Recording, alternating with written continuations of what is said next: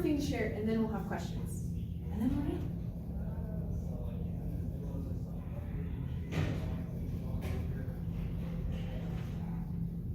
So the last step in empowerment for empowerment techniques is, how do you talk to yourself?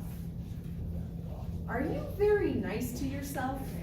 Or do you still see yourself as a 4-year-old that needs to get scolded? Because if you're still talking to yourself as a 4-year-old who needs to get scolded, you're not being very nice to yourself. If you're always trying to put yourself on a guilt trip that you always did something wrong, you're not being very nice to yourself. And so you need to give yourself permission to be nice to yourself and to actually realize that you are doing the best that you can. So the first step to self-talk, to improving your self-talk, to being more positive, is to say, and is to just tell yourself, I am enough. What I offer is enough. How I help people is enough. For me, going to bed when I go to bed is enough. Do I always want to be going to bed at 11:49 every night? No. But is me chewing myself out and lecturing me about how badly I'm doing going to improve my behavior? No.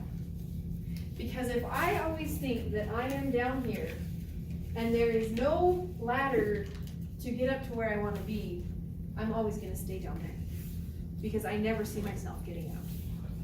And so if we take the time to be kinder to ourselves, then we start making our way up the crevice.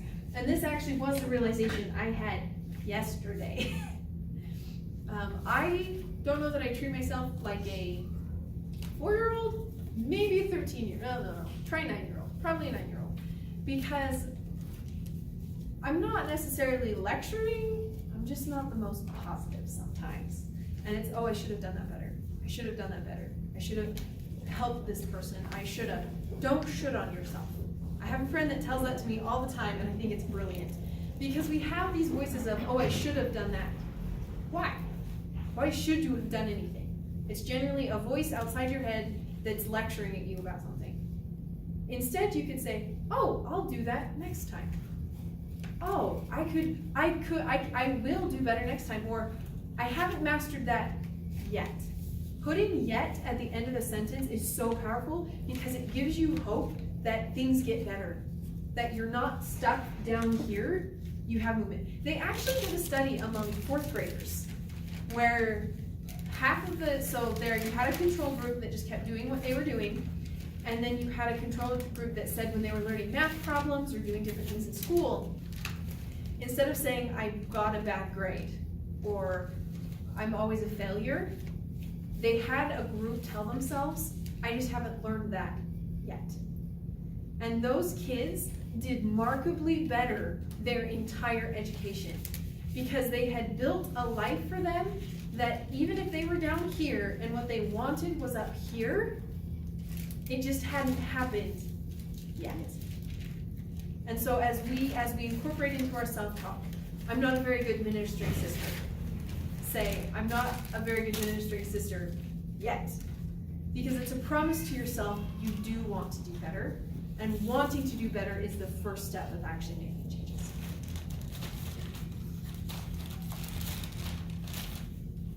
Oh, and then we already covered number 4, which is see yourself getting bigger. So you have the letting go technique, which is visualizing stuff getting smaller. And then you have the empowerment technique of envisioning yourself getting bigger. So you build that mountain of positivity in your life. You build yourself up so that you are equal to more things in your life. Okay, so I want you guys, I'm going to answer questions in just a minute, but I want you to each share something or teach something that stood out to you today. And then once we've done that, then you can kind of ask questions. Because the best way to figure out what you know and what you don't know is to teach somebody else. So, my thought on that, when you built a mountain and had the crevice, I wrote it down as we can either build or bury. Woo! I like it. probably gonna use that in a video later, is that okay? Sure. Perfect. Okay, so we're either choosing to build ourselves up or bury ourselves in it. Not the best visual, but very accurate. It does wonders to understand what you're doing to yourself. Yeah. So, I love it. So when I say not the best, it's kind of sad if you bury yourself. Right, but we do that with those things that we keep telling ourselves, I'm not good enough, I can't do that. I'm not pretty enough, I'm not whatever. We just keep piling those rocks on ourselves and burying ourselves deeper, and it's harder to dig out of that.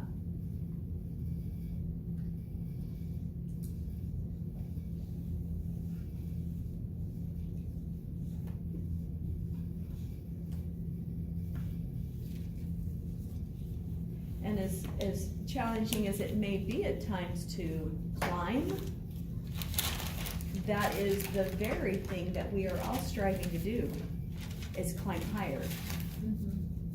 Not in a prideful way, but we're climbing out of discouragement.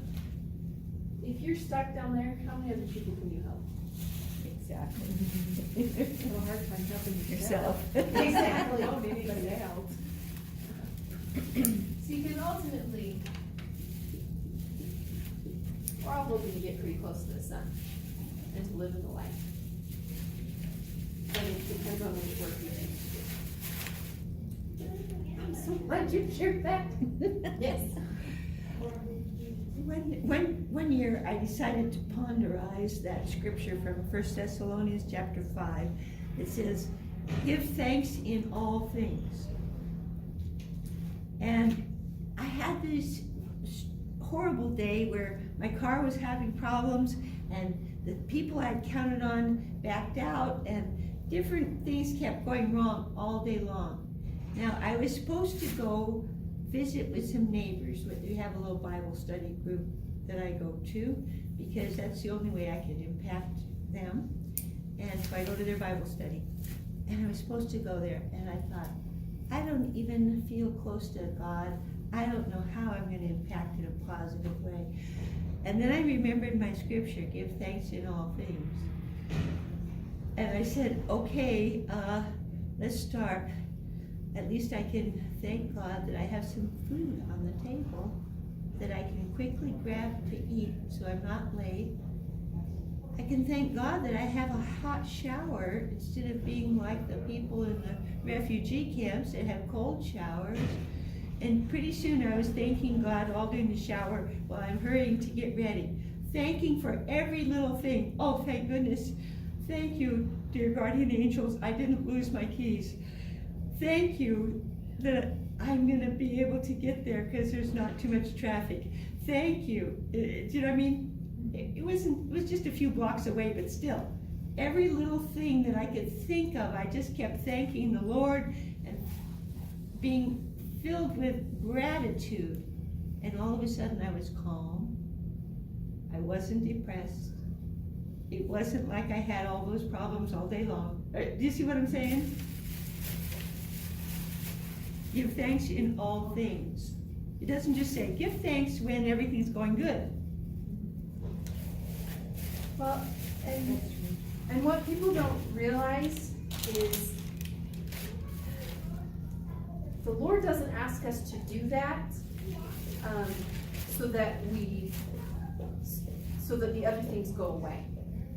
They generally stay. But what I've learned is that if you are only counting the negative things, pretty soon you don't see the good things anymore at all. You're blinded to that. But if you count the good things, you can still see some of the negative things. But how you feel about your life improves. What you want to do with your life improves because you see the good things and because you like where you're going. It actually literally changes, being grateful changes the vibration of your atoms. And so when you're feeling negative, when you're feeling overwhelmed, you're down here and your atoms aren't moving very fast, you're feeling very discouraged and very frustrated. As you choose and count things that you're grateful for, the speed of your atoms actually go faster. So you feel brighter and you feel lighter because you're not so weighed down. I love that. Yes. We actually, at our house, your last class you talked about writing down 20 things you're grateful for. You were doing 10, I believe, or I started at 10, yeah. and then you decided you needed to do more. Well, we've been doing it 10, and I first started, and then my husband started in, and so it's really funny when we're driving. I'll be writing him, and then I'll say, you do 3, and he'll do 3. And then it's got so that I haven't got the notebook out, and he'll say, you can put this one down, you can write this one down, or here's another one.